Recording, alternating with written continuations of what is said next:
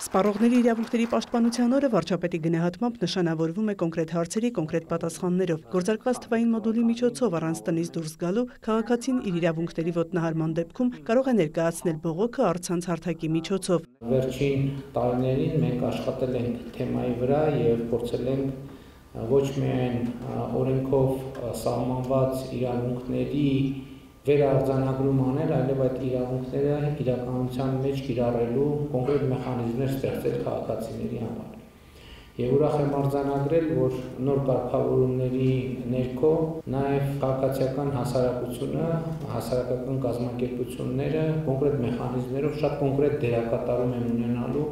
այդ ընդհանուր վերահսկողությունը իրականացնելու համար։ Ըստ վարչապետի սպառողների իրավունքների պաշտպանությունը կարևոր է ընդհանրապես երկրի եւ տնտեսության համար, կարևոր ցուցիչ է երկրի կյանքի եւ իրավակարգի որակի համար։ Քաղաքացիները պետք է հստակ պատկերացնեն, ինչպես կիրառել հռչակված հնարավորությունները, ինչպես դրանք հանգեցնեն կոնկրետ արդյունքի։ Ցանկացած բիզնեսի համար սպառողի իրավունքների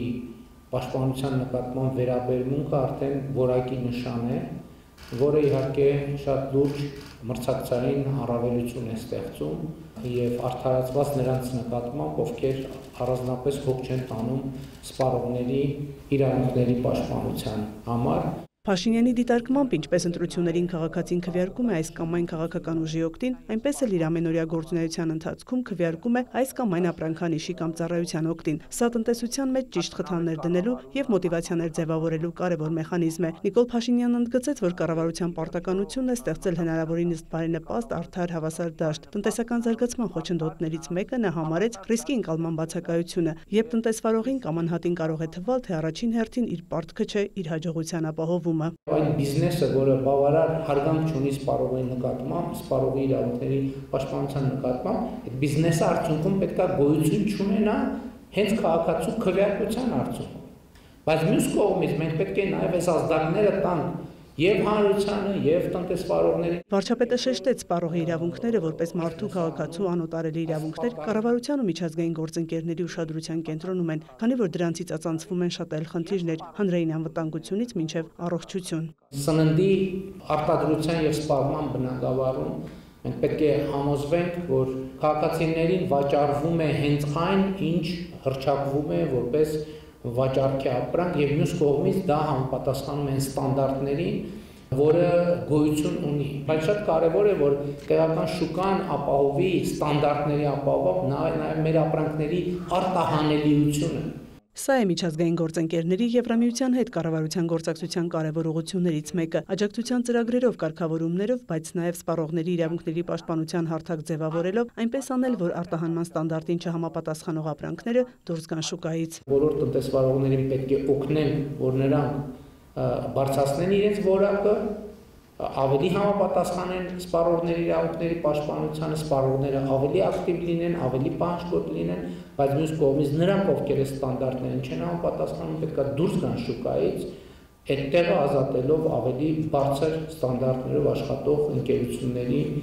եւ ծառայությունների եւ արտադրությունների եւ ընդհանրապես տնտեսվարման համար։ Եվրամիության պատվիրակության ղեկավարի խոսքով սպառողների իրավունքների պաշտպանության ուղղված ջանքերը կարևոր են տնտեսության, ծառայությունների որակի բարելավման ու ամրապնդման ավելի կայուն բարեկեցիկ ապագա ունենալու համար։ ՍԵՊԱ-ով ստանձնած հանձնառություններն էլ դիտարկում են որպես ոլորտում բարձր ստանդարտներ առաջ բերելու հնարավորություններ։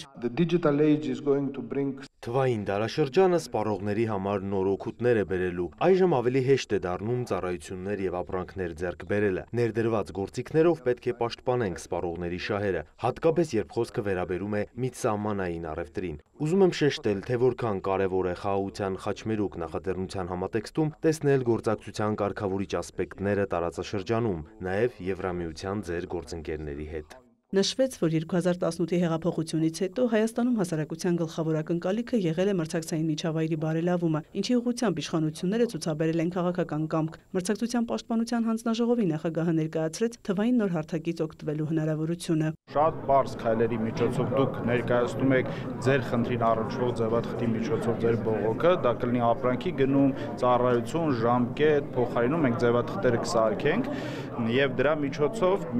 համակարգի միջոցով գնում է դեպի տնտեսվարող։ Տնտեսվարողը կարծում եմ, եթե տեսնի, որ խնդիրը օրգանիկ է, տեսնի, որ հանձնաժողովի միջոցով է գեներացվել այս ձևաթուղթը, ենթադրում եմ խնդիրների մի զգալի հատվածը հենց այդտեղ կլուծվի։ Եթե այնուամենայնիվ չլուծվի խնդիրը, այն կհասցեագրվի հասարակական կազմակերպություններին։ Այդ ժամանակ եւս չլուծվելու դեպքում հարցով կզբաղվի մրցակցության պաշտպանության հանձնաժողովը։ Հարթակի մեջ լրացված ցանկացած սյունակ դառնալու է ռիսկի պրոֆիլ պետական կառույցների համար գործընթաց նախաձեռնելու սկիզբ։ Մայա Խաչատրյան, Հովհաննես Քյոսեյան, լուրեր։